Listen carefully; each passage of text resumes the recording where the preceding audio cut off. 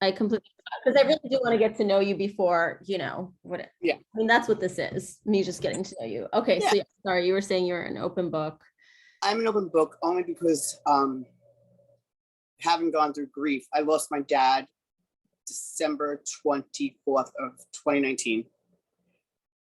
I lost my husband September 8th of 2020. And I lost my mother March 18th of 2021. And I'm going to be 100% honest. My husband's passing just without a doubt the worst. It's on a whole nother level. But society's view on grief is, all right, 3 days, 4 days, then you're fine. So far from the truth. Whether it's your mom, your dad, your sister, your brother, your child, your husband, or whatever, each one is different in its own right, because each grief and each passing is individual in who it is and the person. But grief is, to me, is kind of shunned. Like, move on, get over it. It's treated like an illness. It's treated like, let's put on this, let's do this, let's ignore it. Like, you're not better yet, you're not okay, and when you lose your person, it's like you've lost everything, not to minimize the passing of my mom and my dad. My dad was sick, he was in hospice, he had esophageal cancer, and he suffered for a long time.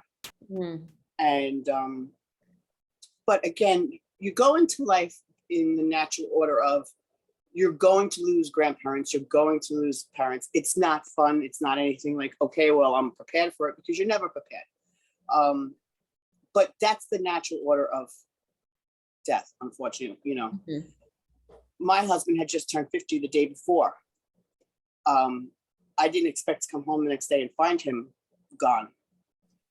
So when you sent your questions and it said about having the discussion, it really hit me, because we never did. We never had a discussion about death, what we want, our choices, our desires, our wishes, anything like that. But again, so since his passing, if I'm going to go through this pain, there's got to be a purpose for it. So I'm trying to normalize grief. I'm trying to normalize people moving forward in grief, recovering from, I'm not going to say recovering from grief, because it's always going to be there. There's always going to be that element of grief, whether it's high, low, bad, good. And I'm also in recovery, and I have 11 and a half years sober, and I actually can tell the story and say, I was blessed with my sobriety, but the night he passed, man, oh man, it was hard not to take a drink, not to want to escape into Netherland, just to not feel the pain. So my goal is to raise awareness for people that are grieving their losses, whether they have an addiction problem, whether they don't, and just realize that death, unfortunately, is a part of life. And I think you need to be more prepared for death than you do for life. There's this saying that you only live once. And I'm like, no, you get to live every single day, every second of the day, every minute of the day. You die once. And what you left unsaid, what you didn't say, what you didn't do, really can stick with somebody afterwards for a really long time. So it's tough, and it's a change in my whole life plan, perspective, everything. Yeah. I mean, I can't imagine going through all of those things in such a short time period. Yeah. And like you said, and I know you didn't mean to minimize like your parents' death. Not 100%, because, I grieved my dad's death because I had my husband with me, and I was able to deal with that. But I tell you, when my husband passed, it was like grieving him all over again, because all I really wanted to talk to was him, because you want your parents. I didn't have the best relationship with my mom, and that brings in a whole different mindset of things, because you sit there and you say, okay, one day we're going to have that relationship we have. And then she passed suddenly, exactly the same way my husband passed. And then that closed the book on that. and I'm going to be 100% truthful, I haven't even began to start grieving the loss of her because I'm still grieving my husband, and I didn't want to combine the two or encompass the two, because I wanted to give my husband his proper due, and my mom the respect for that. And I know when people hear that, they're like, okay, yeah, I can totally understand that. Actually, a good friend of mine and I run some Zoom support groups, and she unfortunately just lost her dad, and she called me up and she's like, how did you separate it? Because she lost her husband. She said, how did you, I had to compartmentalize it. I had to put it aside because so much of it and too much of it is so overwhelming. And again, I never had the conversations with my mom. So here I am in less than September to March. I'm not going to do the math. 8 months, 6 months. I had to make choices on how to bury somebody, how to do things for somebody that I never had discussions for. My dad, he had everything prepared. I was like, yay, go dad. But my mom and nor me or my husband knew I wanted to be cremated. That was the extent of it. But other than that, no conversations, no DNRs, no, what do we want done to us in a hospital? We didn't even, I know it sounds terrible. I don't even have a healthcare proxy. I don't have any of that stuff, even now, and I should, and I probably will. I'm going to put that on my list of things. But it was tough because at one point I did become the healthcare proxy to my mom because she's actually in Florida. So it was a little bit tougher. I was like not right there. But again, it was making the decision when I got the phone call is what I had to do, what I needed to do for myself, not what my mother's wishes were. And I hope I did what she wanted. I don't know. Yeah. So with your dad, so you had those conversations with him, or he just had it all written down? He actually did it all himself. Like, again, I think so also because he did have, cancer. Mm-hmm. He was going through a lot of things. He had done the chemo, he had done the radiation, he had done special studies, trials that were going to prolong it. And none of that worked, unfortunately.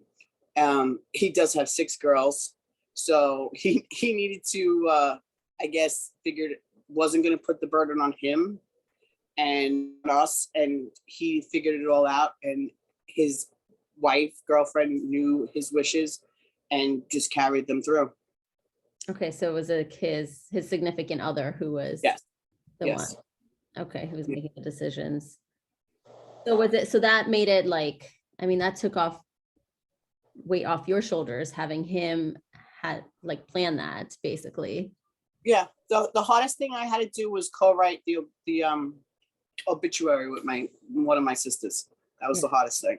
But, and we did have, it was 2019. So COVID really didn't even happen, but it was the day before Christmas. So we were we're going to extend out. We're not going to do anything right then. And we did a celebration of life in January. So that was a decision-making option too. But it wasn't his care, if he wanted to be buried or cremated. And being that I seem to be surrounded by death now, those conversations are a lot more prevalent among the people that I talk to, because it's not just me that didn't know what was going on. My husband was 50, I'm 52. We figured we had years to do this. It's not something you say, you know what, let's talk about that. Let's talk about what's going to happen. What do we want? Let's write it down. Let's do this. We didn't own a home, so we don't have a will. We didn't have anything written down. But I think people need to know what other people wish.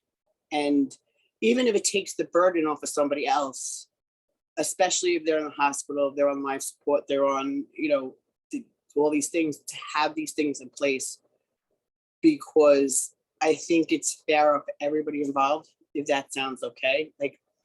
It's hard to say to somebody, well, this person doesn't have this or that. And I don't even know how it is in the hospital, because we've only one instance I've had where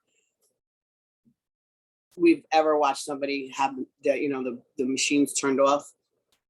I don't know if people don't have this stuff in writing, what happens, I don't know. But I think that's the discussion that needs to be done with people. Yeah. Well, and that's like a lot of, I mean, I wouldn't know any of this if I wasn't a critical care nurse. I mean, I really Yeah. didn't. And a part of me is just like, I think I'm lucky to be around that, as hard as like, it is, even though it's not my family necessarily. I still really appreciate the fact that I'm around it, because like I've realized I need to talk about this, and I don't want to be stuck in those situations. I don't want like anybody to be stuck in a situation where they have to wonder, and where they're like, dealing with that is in itself such a stressful time. And then to be able to have to like make sense of what to do, or like learn new machines. And I mean, it's basically impossible. And so like, we'll talk to families and patients and try to educate them, but it just goes in one ear out the other most of the time, and which is completely understandable. 100%. And so that's why I just don't like it. That's why I think it just needs to be talked about before, to have some kind of like base. But so I guess with your husband, you said you hadn't talked about it at all, right? No, no. Yeah. And Only so, on my, because I have kids from my previous marriage, and and I actually, it was a joking conversation, and I don't mean light to it, because I treat my husband's urns like they're him and they're sacred.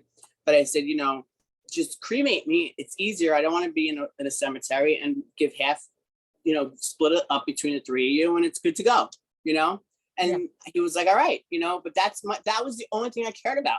But I didn't talk to him. I don't have a DNR. I don't, I didn't talk to him about, I don't want to suffer. I don't want to be put in that. I like with my dad, it was very made clear that he did not want a feeding tube. He did not want certain things to extend his life.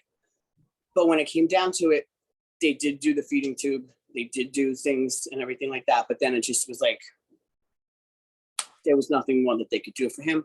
Again, with my mom, there was nothing in place. And I never once had a conversation, which I don't feel guilty about. But again, because of the situation, I didn't know as much as I know now, to know and find out all the things that I should have had checked off and said, okay, so-and-so, like, she doesn't want this, because I feel it's respecting the person's wishes. It's knowledge that you need to have.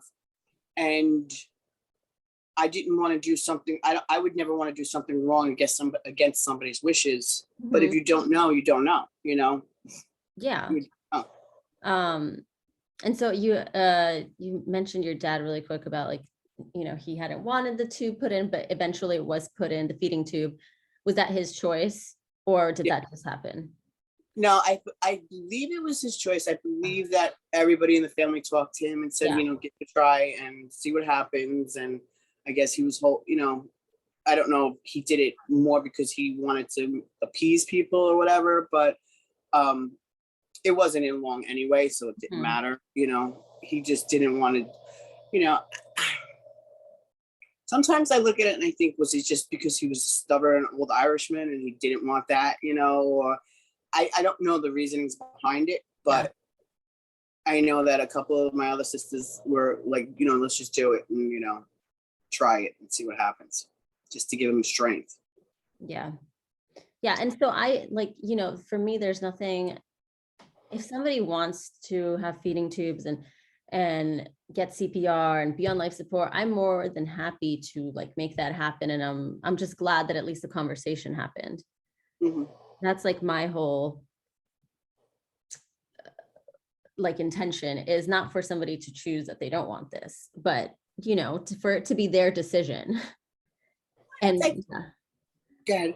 No, yeah, and just for them to know like what they're getting, like what the results are going to be.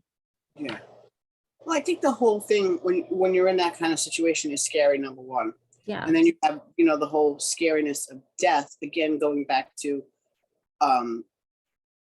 when my husband passed, I delved, like a lot of people say when you're grieving, you can't read and you can't do this and you can't do that. I couldn't do certain things, but I read every single thing and anything that I could, because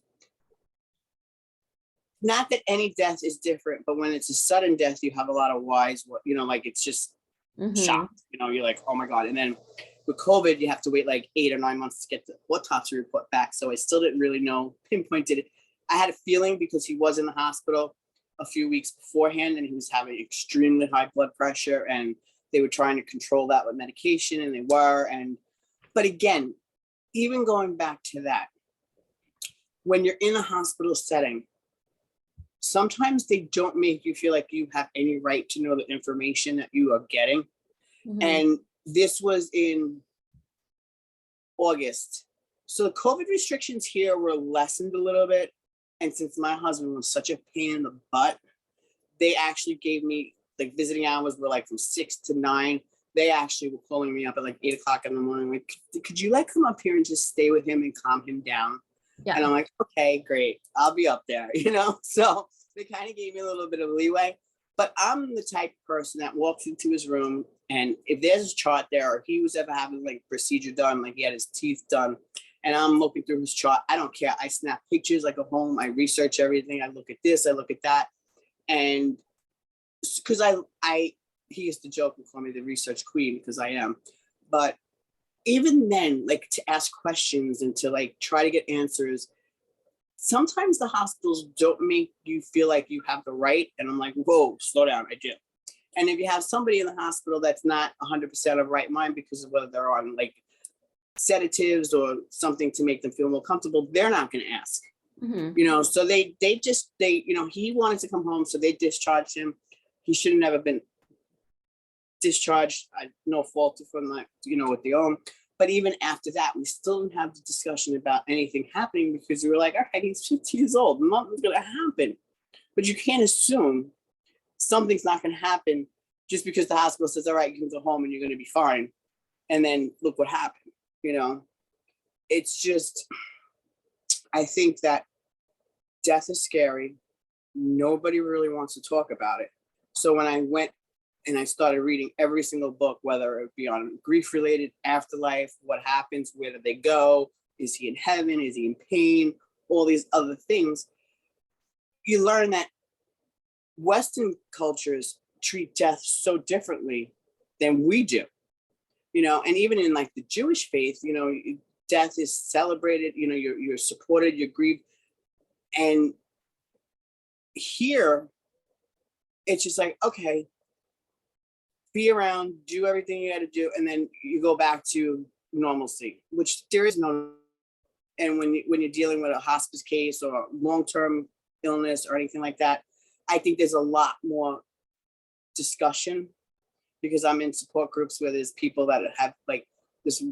I know a couple people that went through years and years of illnesses with their spouses, and there was conversation. Everything was point blank out. So, but there are sudden deaths too. And if you don't have these plans in place, then nobody can follow up on them and nobody can go through anything with anything, It's tough. And I get it. Nobody wants to talk about it. You don't want to talk about something that's depressing and that's painful. But unfortunately, there is illness. There is a lot of things that happen in life that you need to be prepared for. And that's your end of life too. Yeah. I mean, because it's just overall, it's interesting how like we got here as like a society because it's not a secret that it's going to happen. But it's treated like it is. Yeah. Don't talk about it. Yeah. And then what happened? Well, I don't get that. I don't really get it. Yeah.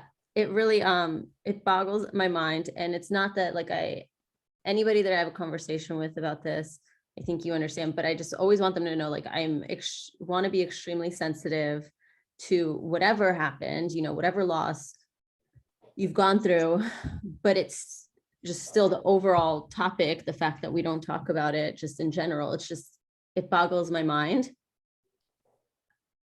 Yeah, I honestly kicked myself numerous times because I'm going to go, when Bobby, my husband, passed, it was sudden, not expected, and you get hit with that wow moment. So I did see a couple of mediums, right? And I know that's not what this is about.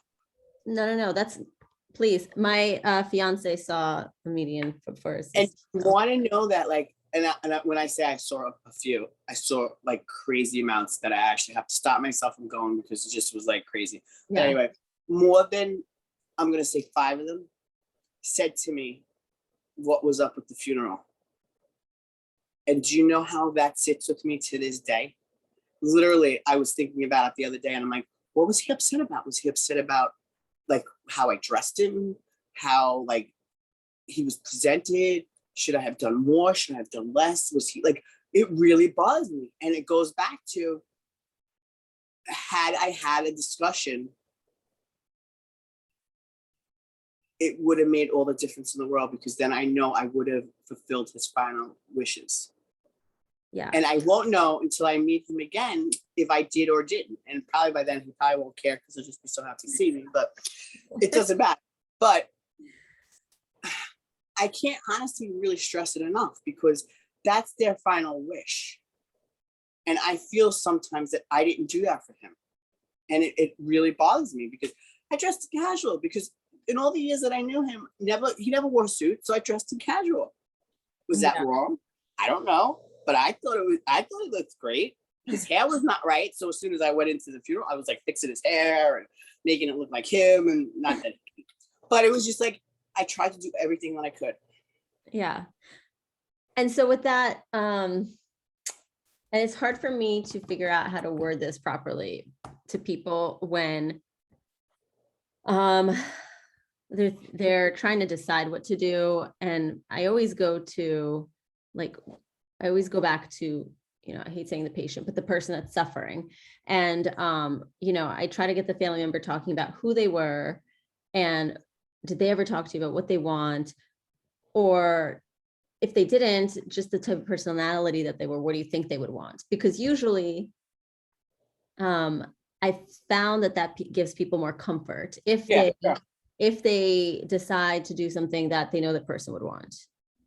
Now, is that like, am I wording that properly? Do you think that would have given you more comfort knowing that you would have done something he would have wanted? It wouldn't have made your grief easier. And I don't want to say it like that. No, because I'll tell you the truth, if you would have asked me that, I still wouldn't have known, because we never had the conversation. Yeah.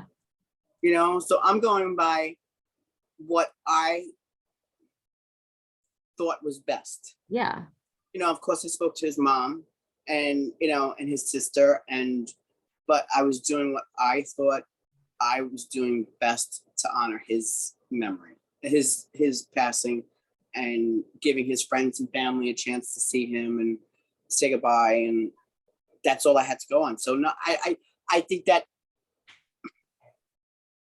I don't know, because it all depends what emotional state the person you're speaking with is in too. Mm. Because when you're in a hospital and you're at an end of life situation, or you're in a hospice situation, or you're in even a trauma that came in, and it's nobody can think clearly at that moment. Mm-hmm. So I think it's amazing that you're trying to talk and find out the person and get the person maybe think of something that they didn't think of. But these are, like, again, conversations that need to be had at some point down the road. And you can't just say, well, when you hit 60 or when you hit 65 or 70, because unfortunately, and you see it, I'm sure way more than I hear of, see it, it happens at all ages. Mm-hmm. So I don't know. Yeah. Sorry about that. I should have closed the window. That's all right. Let me close it really quick, because I don't know how long it's going to go on for.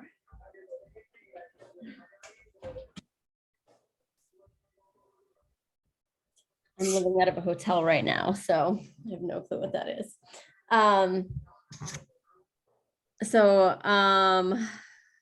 Where was I? About talking to the person, or trying to talk to people. Yeah, I think that's great, because, if I was in that situation where I had that opportunity, it might jar something in me where I say, oh, wait, you know what? This is something, or that's something, Yeah. And so I guess, so now with you said you don't have a health proxy, but you do have children, you said. two, Yes. or is it two? I have two. Yeah. Yes, I have a son and a daughter, yes. Yeah. Have you had conversations with them about stuff, about your death or dying? Just that I want to be cremated. I don't Yeah. care what they, just want to be cremated. Split me up between the two of you. My daughter gets extremely emotional when I talk about even remotely dying at the age of 100. So I don't really have that conversation with her, except I do try to periodically prepare her and say, you know, it is going to happen more mental, you know, more emotionally and mentally than what my plans are. But I do want to look into pre-planning my funeral, because I think that was really hard to do. You know, like luckily I had my very, very good friend. She called up the funeral homes around, and again, this is another thing, you know, making those phone calls and, you know, having to go through all that. And she called all these funeral homes up for me, got a funeral home, having to go there and pick out cards and this and caskets. And so I said, I really want to do that so that is not a burden on my children. I want to have that completely finished, done with. So hopefully not for a while, that when I pass, that's one less thing that they have to worry about. Yeah, I did. Yeah. Go ahead.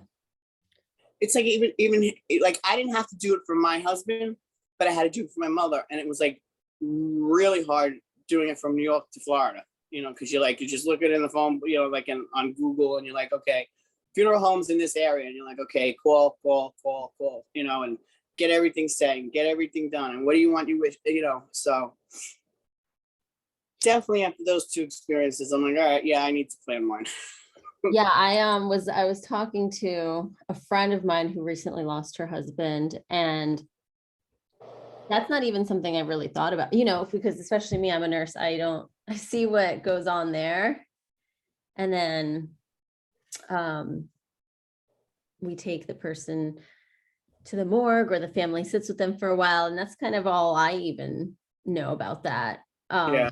And I didn't even really think about past that, because she's like, yeah, there's so much planning that goes on. She's like, I don't know how I did it.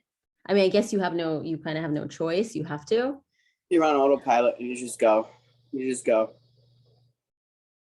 Yeah. And that's like, I mean, I'm like, this is a time you should be like doing whatever you need to do for you to survive. 100%. And you're just going, and and then that's on my end of the spectrum after the passing, after the death, when you have everybody surrounding you those couple of days. And then when everybody says goodbye, whether like I didn't have a funeral because again, he was being cremated, and in Long Island, you're not allowed to have services for cremations at the place, like in the city you are, but out here we're not. So I just followed the hearse to the crematory and watched them take him from the hearse to the crematory. But after the wake, everybody has their life to get back to. And that, like you said, that, you know, your friend, I'm so sorry for her loss. She should have been taking care of herself because there was tons of people around. But that's where my end of the spectrum is like, why do people just assume because, you know, I hate to say it like this, the casket closed, we're okay now, when we're so far from not. Oh yeah. It's just life-changing. You know, you lose your sense of everything, your home, your person, your identity, your direction, your plans, your future, your pet. It's just, so I'm trying to get people talking about how to support people after death. I mean, what you're doing is great, and honestly is. And people still don't want to do it though, because it's scary. Whether it's right in front of you when you're watching somebody pass, you know, die, somebody passes away, and then the aftermath of it's scary realizing that you're not going to see that your person again ever. You know, it's such a horrible, hard, scary thing to deal with. but I think that there needs to be, like you're trying to raise awareness that it's okay not to be okay. It's okay to grieve somebody. It's okay to feel these feelings. It's okay to get up in the morning and be like, oh God, I don't know how I'm going to get through it. But you put your feet down on the floor and you still get through it, you know, and people have compassion for that. And people don't say stupid things, and people don't be like, you're not over it yet. You're young. You'll find somebody else. You don't worry about it. Don't worry. You have other kids. So, you know, remind you of other things people say to you, you know? Yeah. Just like when people are dying and they've been suffering. I don't know if you've ever heard it while you're in a room or anything, and you hear somebody say something that they think sounds nice, but it's not. Well, at least he's not going to suffer anymore, or at least he's out of pain. You know, all those things. You don't say things like that, you know? Yeah, well, yeah, it's definitely, it's difficult all around, right? It's difficult for the person who's going through it. And then it's like the people that are there, they just want to do anything to help. Yeah. And you try to think of something and you don't know, like kind of what you said. I'm not going to lie. Like, I sometimes want to say that because I've heard families say that about their loved one, like themselves. I'm just glad he's not suffering anymore. But then I'm always just like very cautious. I'm kind of like, well, I just don't know. I don't know. And there's nothing wrong with silence. That's what I tell people. Yeah.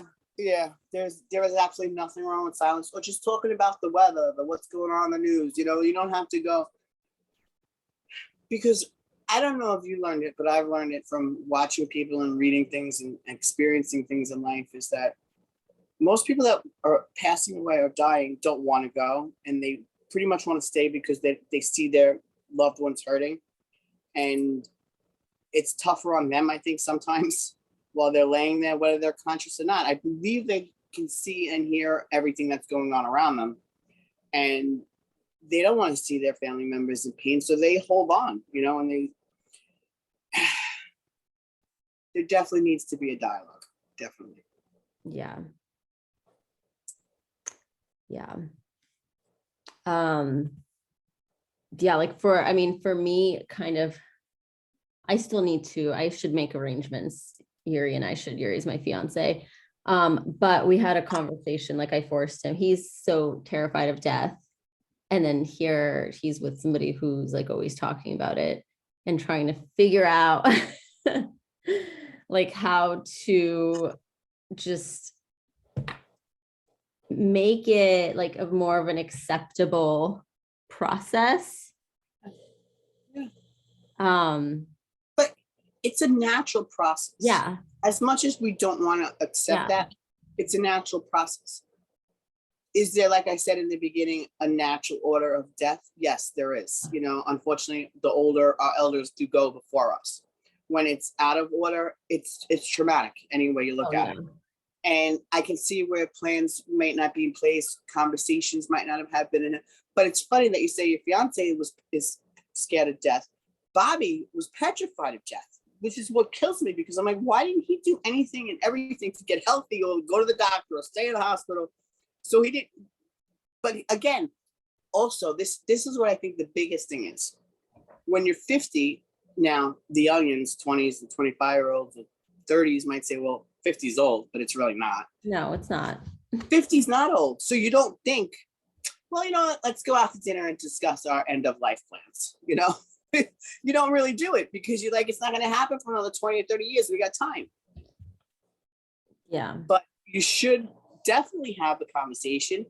And definitely, if you're not married, and I'm not speaking about you, but I do know this only because I'm I'm a facilitator in a bereavement group, that there's people that aren't married, weren't married. Yeah. Make sure that the people that you're getting married to or in a relationship with are also known, like who has, you know, the healthcare, who has the say, what's these wishes, like, because people that you thought were the greatest future in-laws or whatever can do a complete and total 360, unfortunately, when somebody dies, because number one, they're grieving.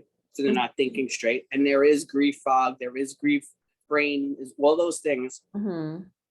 But they also, well, you're not married to her, you're not married to him, you're only a boyfriend, you're only a girlfriend, you're only a domestic partner, you're this, you're that, you know? Yeah. And they say, bye-bye, we're gonna decide everything. So it's really important that in a situation like that, that end of life decisions, funeral decisions, everything is discussed in front of all pertinent parties, and whether it's written down, I don't know. Like, I don't know if that stuff goes into a will. I don't know that the logistics of that. Yeah. But that's really important. Yeah. And so I kind of, I mean, my friends know this, but I shock all of them because I talk about it so openly about my death. And like everybody knows what I want, that I'm close with. They know that even if it were to happen now, like if I were to be on life support, if I can't make my own decision in 2 weeks about keeping life support, then take me off. Yeah. I don't care, because that's not the type of life that I want. And I know that. And I also don't want to be stringing my family along and friends. I'm the same way, 100%. Yeah. And I mean, I don't know. I'm kind of just like, it's going to suck for you. I know it's going to suck, but know that like, I'm happy I'm not going to be suffering. And that I'm like, the best way that I would want you to honor my life or remember me or whatever is to try to get past, I don't want to say get past it, but try to enjoy what's still there for you in life. The people, the experiences. Yeah. And you want to know something? I'm glad you brought that up, because that's one of the biggest things that since I've been in this situation of being a person, I don't say the W word because I truly believe that I'm still married to my husband. Yeah. That's another huge discussion, because it comes up all the time. Like, well, did you ever talk to your spouse or your partner? Do they want you to move on? What did they want you to do? What, say you're, somebody that's in the 20s, because unfortunately people pass away that young too. Did you have that discussion? Just not because it doesn't matter, because the person's not there anyway. And the person especially is not up in heaven judging you, because it's all love and light. Mm-hmm. But internally, you don't understand how many people I've spoken to that says, well, if gauging by the person that I was married to, there's no way they would want me to move on and be happy, because they were jealous or they were this. Yeah. And that stops a lot of people. Mm-hmm. It really does. And you're like, well, no, so-and-so would not be happy if I started dating whenever that person's ready. And I'm not even talking about that. I'm talking about even changing room decor, or, getting rid of the car if you need to. Like, all these things, like, you don't realize the littlest, tiniest things is like, oh my God, well, did he want me to save his stuff? Did he want me to give it to somebody? Did he want me to pass it down to somebody? All these things you don't know. But that is heavily on the minds of the people that person left behind. Mm-hmm. So it's not really even just end of life plans. It's like, yes, I want you to do this, so-and-so. I want you to go on that trip. I want you to live your life to the best. I want you to be happy. I'm with you every step of the way. I don't want, yes, you're going to grieve and you're going to take the time you need, but you do need to move forward, and you do need to continue and honor our legacy together. And like, all those things that people don't realize really stop you dead in your tracks when you're grieving somebody. Yeah. So I'm glad you brought that up. I mean, I just know, I don't know how I know, I guess there's no way of knowing, but I know that whoever, like, if you were loved by the person that passed away, then I know that they want you to somehow move on. And maybe I shouldn't say move on, but they want you to move forward. Yes. Move forward. Still remember them, because they're not gone. Oh, and then never be forgotten. Yeah, no, they, like, nothing loved is ever lost. And so And so they're never lost, they're never gone, they're just not physically present. To still remember, but I know that person would want you to move forward and try to enjoy your life as much as you can with whatever it is, with changing a room, like you said, or getting rid of stuff if you need to. I think they would honestly want you to do whatever you had to do for yourself. Well, I read this or saw this on a meme or something the other day. Yeah. And it really struck me because it said if it was reversed, what would you want the person, if you were to be the one that passed away, what would you tell the other person? And of course, I immediately said I would want you to be happy. I would not want you to, so it's like reverse the script and tell it to yourself, But it's really, really hard when you're in grief and you're grieving somebody. There's days, yes, the longer out, I'm a year and 2 weeks.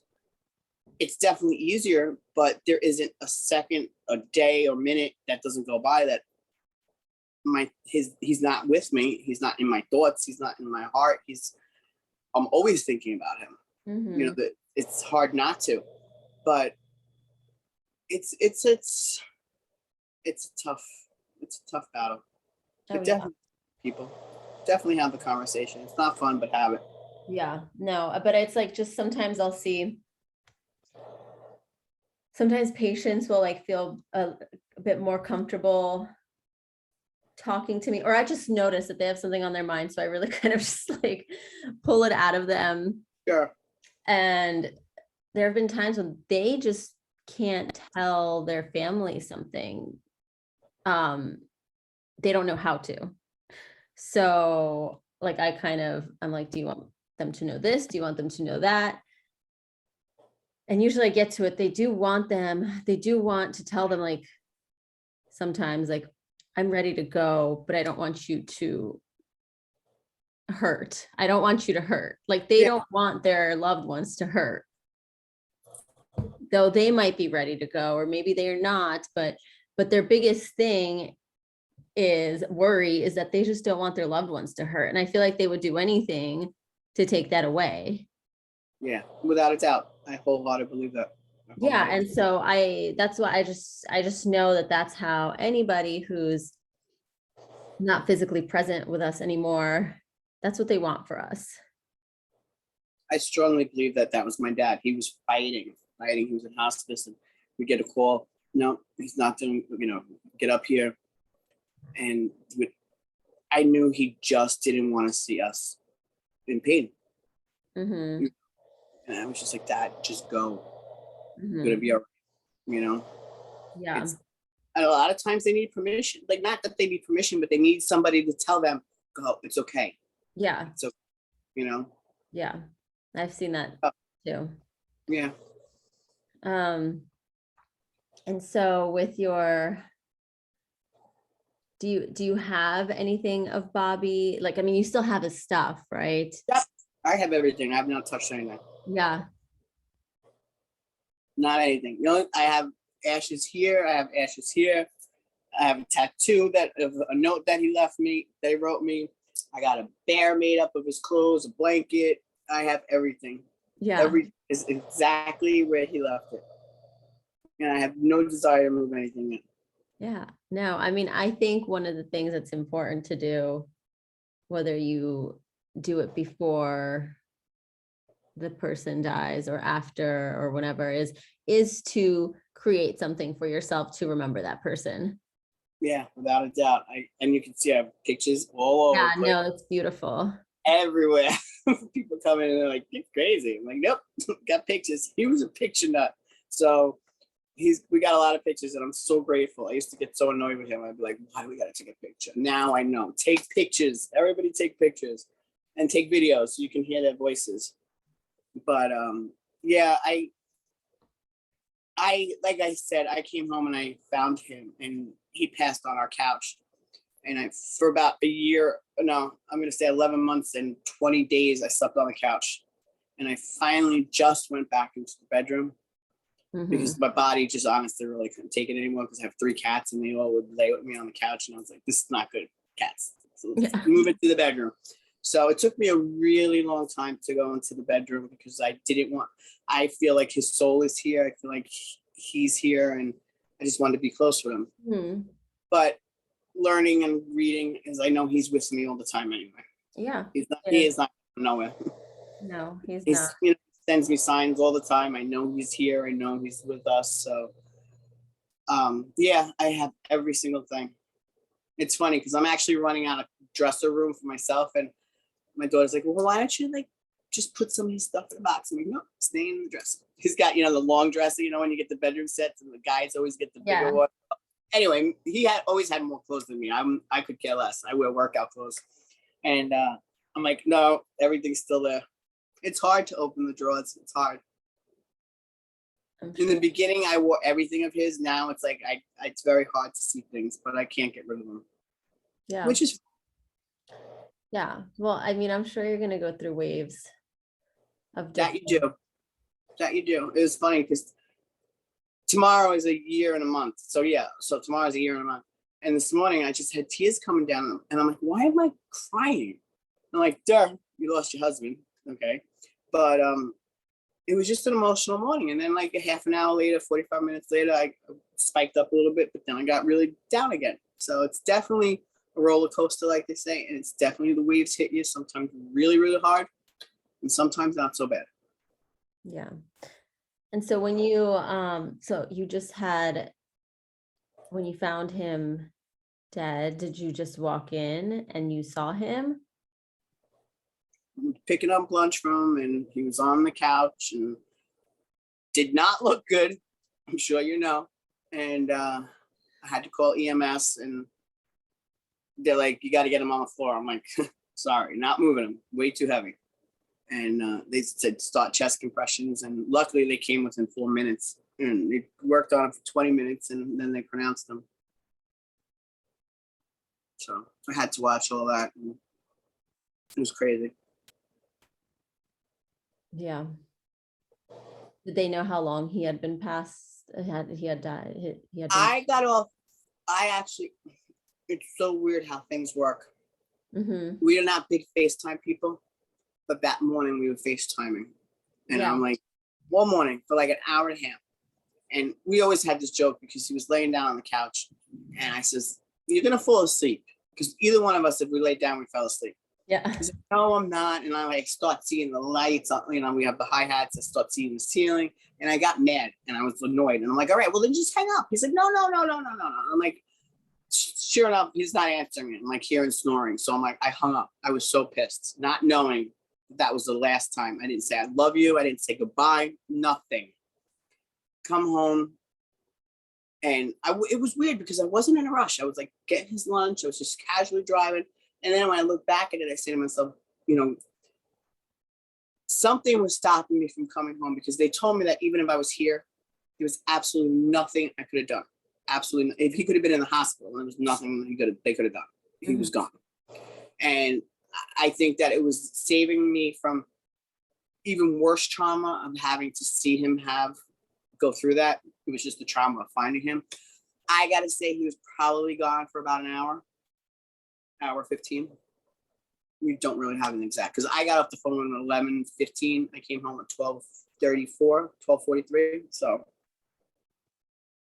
I don't know if when I was on the phone with him, he was passing away, whether he was snoring, I don't know. Yeah. Trust me, I kick myself and say, should I have screamed Bobby? Should I have screamed into the phone? Should I have done something? Would it have jerked him? These are the ridiculous things to think of. Yeah. But why did I come right home? But again, I don't know what I would have done had I seen, I don't know what a massive heart attack looks like. Would I have known it? Would it have been just silently inside of him? Is it actually the widowmaker where it's just like if he was lying down, he would have just stopped breathing? I don't know. Mm-hmm. So I have no idea. Yeah. So. And it's funny you say that you're not close with your mom, because I'm not either. Not actually close to either one of my parents. And I just had a conversation with my sister because I'm doing all this and I'm encouraging people to talk about it. But I was like, I don't think mom would want any of this, because she's she's an interesting person, but she's very like, she's a yogi and free spirit and just is like, don't do anything with me, like make me a part of the world. And that's it. Okay. And so, but I was like, Erica, I think we need to have a conversation with mom and dad because like I'm not close with her. And I think that's more of even a reason for me to have that conversation. And for people to do that, because you think that, I feel like people think, oh, well, we're not close, it doesn't matter. But they'd still, if there's nobody else, they'd still be the ones making the decision. And that's the thing, is like, I have 6 sisters, 4 half sisters and 1 sister with my mom. Mm-hmm. And neither one of us really talked to my mom. I did more so because as she got older and she was wearing that medical alert, and every time she fell, I was the point of contact. I had to deal with it, but it was just like a quick, okay, they brought her to this hospital, call the hospital, see what's going on, transfer to rehab, and it was a repeated cycle because she was 75. She early onset dementia, nothing severe, but enough. And it was funny because the day she passed away, the next day she was be transferred. I finally convinced her to go into assisted living. I'm like, Mom, you cannot be on your own anymore. Mm-hmm. It's just getting too much. You're going to get hurt. You're going to, somebody's going to find you. And she passed the day before. And, but again, never thought to have the discussions. I was having the discussions of like getting her into the assisted living facility, getting the help. Like I made sure she put me on all the forms for the doctors to talk to me, like the healthcare and all that stuff, but never thinking I need to do this for end of life. Yeah. And never saying, well, Mom, when you do pass, what are your wishes? Because again, I didn't really talk to her. So I don't want to say that I didn't, it just didn't come up. Yeah. It wasn't something that I thought about, and the sun's going to start to come in now. Just something that I didn't think about. So it's important to have the conversations. Sometimes it's easier. It was easier for me because we kind of didn't have that emotional connection at that point in our life. And yes, she was my mom, but I didn't really look at her as my mom. Like I wish she would have been the mom I wanted to be, but so I don't know. I'm going to shut the door because the sun is coming in. Yeah.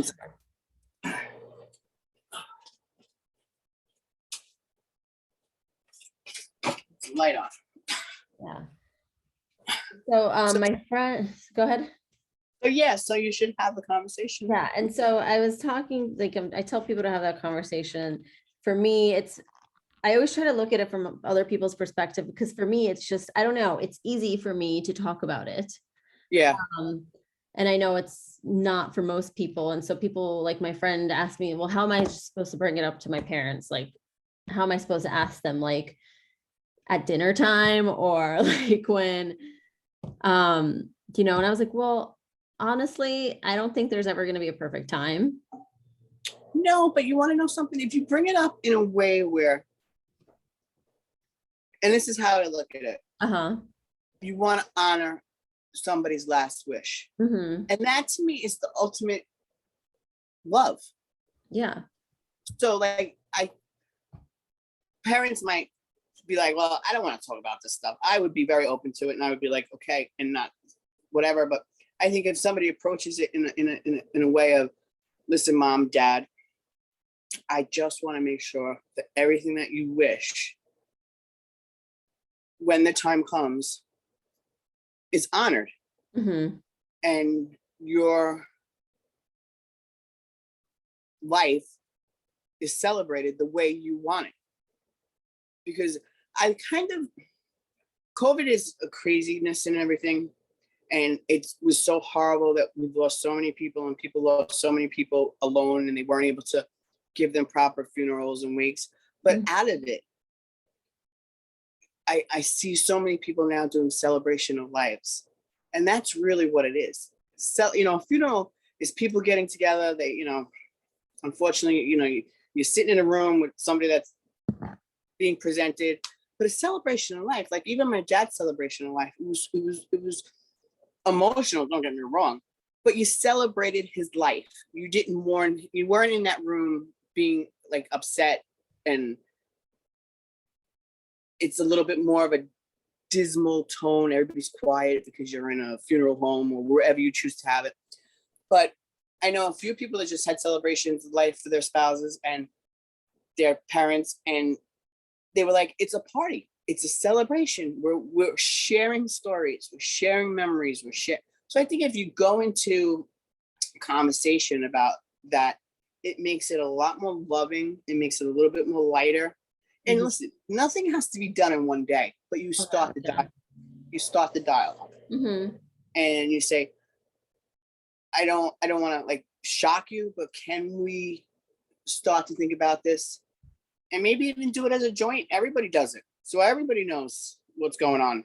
And because it's like when you're pregnant, you have 9 months to plan for the birth of the baby. You do everything and anything in that 9 months to plan for that baby. We don't know when we're going to pass away, but we should have a plan in place that works towards honoring everybody's wishes and giving everybody what they wanted in their final send-off, their homecoming. That's my opinion. No, yeah, I mean, I agree. And then I always try to say, like, do it with your siblings if there's multiple, because you don't know how many times I see siblings disagree on things and it just tears up relationships. Oh, everybody should be. That's why I said before, if you're in a domestic relationship and you're not married by paper, and a lot of people choose not to anymore, and that's wonderful and that's great, and you don't have to, but make sure that the in-laws, the sisters, the brothers, the grandparents, everybody that's on the other side of your domestic partner or your boyfriend, girlfriend, common law, whatever, knows what those wishes are, because they might not honor them. Yeah, I mean, that's what that friend that I said her husband recently passed away, it wasn't officially her husband. And thankfully the family did not have any of that going on about like, oh, well, he's not officially your husband. But there was one family member that kind of brought that up and got shut down, but she like realized then how like scary that was, that there could have been there could have been a chance for her to not make these decisions for. I know people that have shut the person that wasn't married or a recognized relationship legally out of the whole thing and weren't even able to go, wasn't able to get anything, so it's discussions have to be made. Yeah. Now, so do you, like, I know you said you haven't talked about it with your daughter because that it makes her emotional and that you want to be cremated. Have you thought about, do you want to be on life support? How long you might want to be on?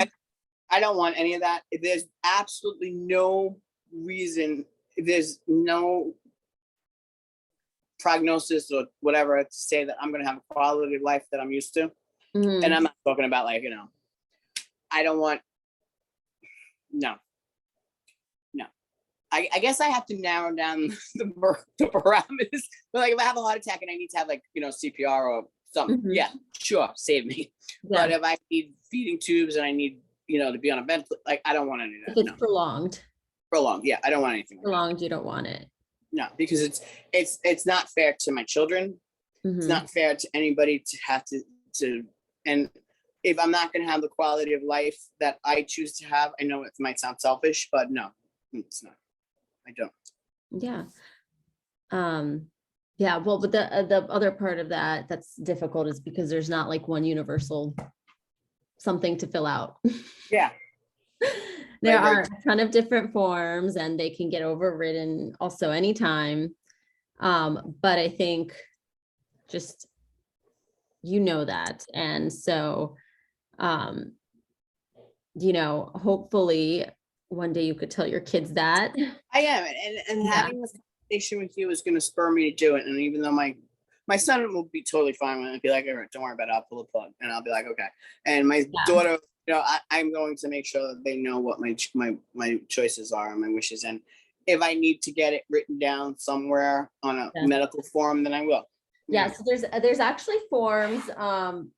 There's a lot of different forms that are allowed, but just like you can even Google search it and like get a form, and depending on what state, you might need to get it notarized or not. Like in Maryland, which is where I live, you don't need to get it notarized. I'm in New York, so I'm sure that you do need to get it notarized. Probably, Probably yeah. still blood too, and whatever else they need. And yeah, so what was I gonna say? Oh my God, I completely like lost my train of thought. Oh yeah, even like a video, like I make sure, like I think I have several things on video saying that. And I actually made, my fiance decided he didn't want to be my decision maker. And that was really important to have that conversation with him, because I would have never known. But he Okay. basically said, like, I wouldn't be able to take you off life support, like knowing that that's what you want, but family would make me feel guilty. Yeah. And, like, I wouldn't be able to do it. So actually my, a really good friend of mine who's in medical school, because she has that emotion, like she's not as emotionally attached to me, said like, can you, like, you have to Yeah. swear to me. You have to swear to me that you're going to be able to take me off life support, no matter what my family says. Or else I'm going to like haunt you, basically. Yeah, that's a good. That's always a good threat. And second of all, it's also a very good thing, is because sometimes people can't emotionally do it, so you need a outside party, but you got to have that time too, right? Yeah, and so she knows. And then another coworker, she was actually made the healthcare proxy for her friend, and they had a situation. She had to take that friend off of life support, and but the family would have never done it. Okay. They were fighting that, but she was like, I know. But so that's also an option for people. I say somebody that you know will like make that decision for you, no matter what. Yeah, without a doubt. But yeah, that's about it. I mean, if you ever have, and also the conversation is difficult, because you don't know, especially somebody that's not in the medical field, you don't know what questions to ask, you don't know what to say.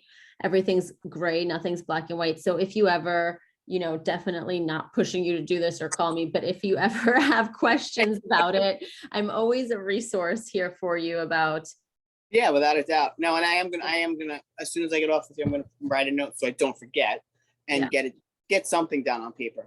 Yeah. Okay. Well, thank you so much again. Thank you. I hope I helped or.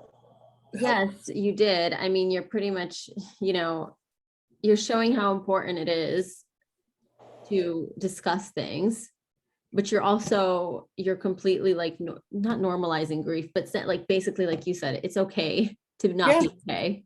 Yep. It's completely fine. Like most of us are not okay on a daily basis, actually. Yeah.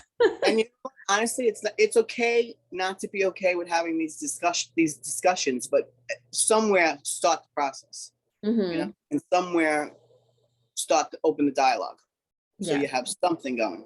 But it was so nice talking to you. You too, and I appreciate you being such an open book, and I'm so sorry for all your loss. Thank you. I know Bobby is proud of you. I know he is. I know he is too. And that's my goal, is to make him proud and purpose for this pain. Yes. Good for you. All right. Take care. All right. Okay. Talk soon. Yep. Bye. Bye.